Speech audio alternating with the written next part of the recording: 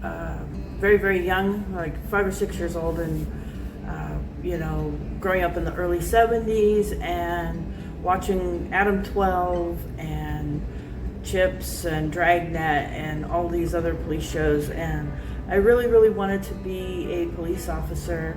And I also loved German Shepherds separately. And then I discovered that the police departments used German Shepherds, and I really wanted to grow up and become a dog handler in a police department. When I was in high school, my freshman year of high school, I met this girl named Melissa. We became best friends, and were friends for a long, long time. And at that time, she was working at the sheriff's office as a volunteer with the Explorers section of the Boy Scouts of America. And one of the things that she did was she worked with the canine units and helping to train the police dogs. And I was so excited about that, and she was excited that I was excited because she loved it too. And she invited me to go with her on some of the training nights. And so I did, and fell in love with doing that, being around the police officers, being around the dogs, working with the dogs. It was an amazing experience, especially when you're 14 years old.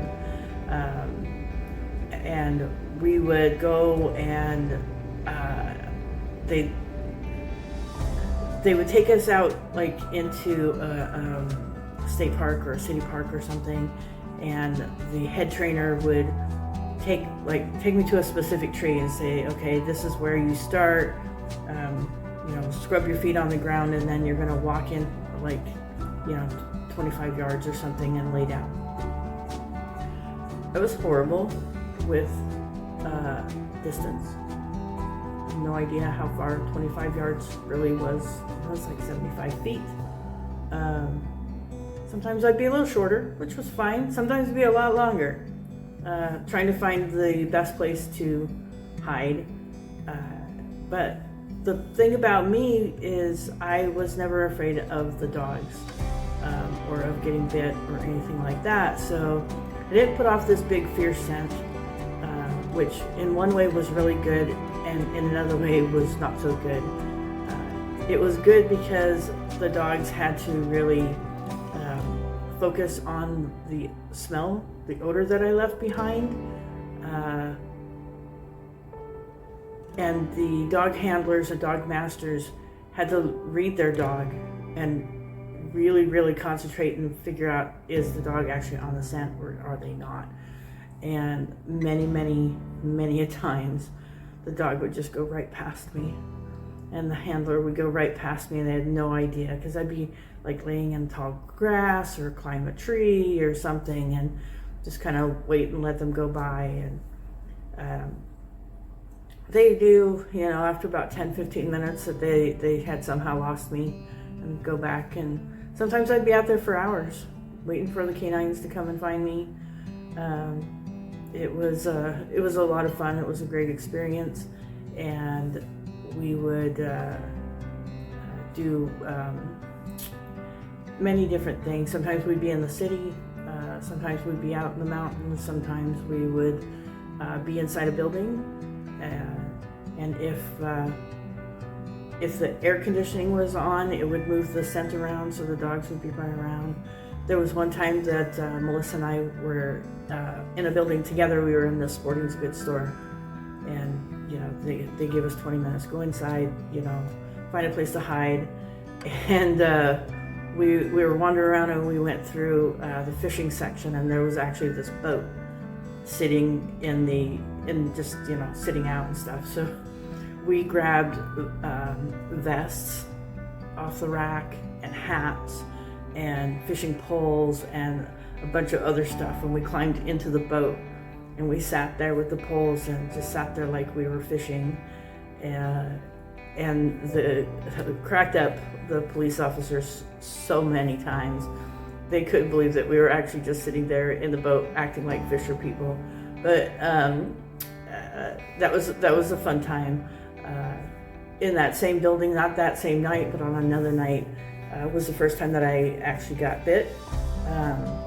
Didn't break skin, but it was the night of this horrible earthquake in Mexico.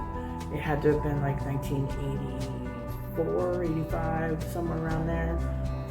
I was hiding in amongst some sleeping bags, and the dog came up behind me and popped me in the back of this arm here. Came up, grabbed, let go, but it bruised up the whole arm pretty bad.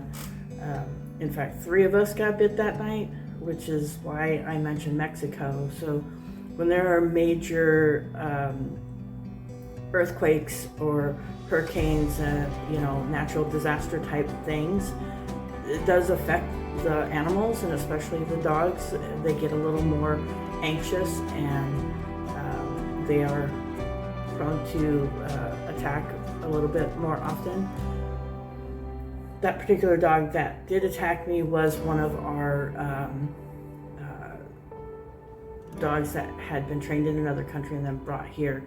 And most of those dogs are trained to attack when they find the bad guy.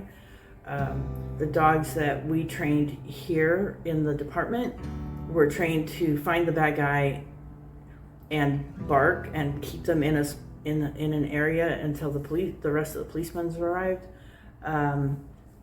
and only attack if the bad guy attacked them or if commanded to. So there were plenty of different reasons why the dog did that. Over the course of the time, I trained dogs for 7 years. I trained 86 dogs during that time for several different departments. And I did get bit like 7 times, but none of it was, never broke any skin, no blood drawn, I had a big bruise on the back of my thigh once. I had a dog bite the bottom of my shoe, and just some minor stuff like that. I know some people are probably freaking out, oh my God, I wouldn't want to get bit once, but I don't know. It's the course of the job, and I never wore the sleeve. For whatever reason, they never put me in the bite suit, which was fine, whatever.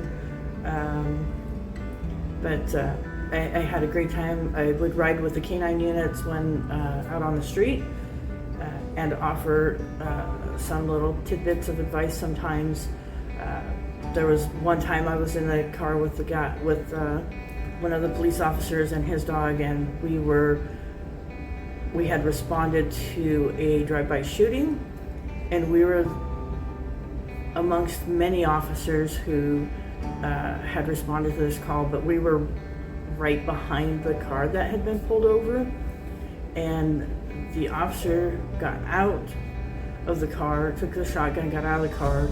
I'm in the car with the dog's going crazy, the car is still running, and the dog's bouncing around and barking and everything, and I'm kind of crouched down in the passenger seat, and the dog, his name was Bismarck, he jumped up onto the steering wheel and his paws slipped down, and somehow he hit the gear shift lever and popped the car into neutral, skipped the reverse, which was great, but popped it into neutral, and we started rolling forward. And I reached over and I grabbed the dog, and I reach over and I slam the gear shifter back into park, and we're like doing this, and I'm grabbing the dog and I'm pulling him, I'm like, get in the back, and so that was crazy, because we were much closer to the car in front of us when that happened.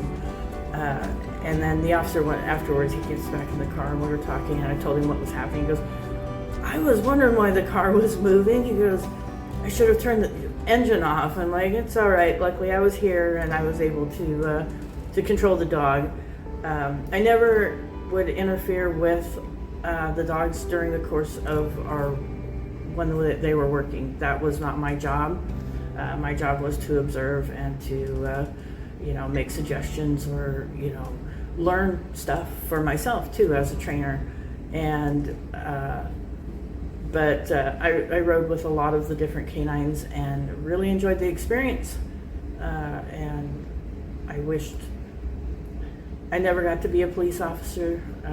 I was on several lists, when Reaganomics hit in the late 80s, early 90s, and they started laying people off instead of hiring police officers.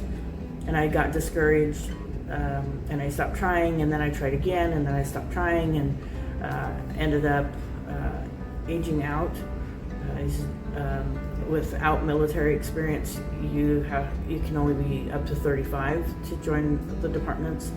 There are a few exceptions out there, but it was an amazing time in my life, one that I will never forget. And I still love police dogs, still love watching them work. And if I ever get the opportunity to have another canine, of course it will be a German Shepherd, because I just think they are highly intelligent dogs and beautiful as well, and very loyal.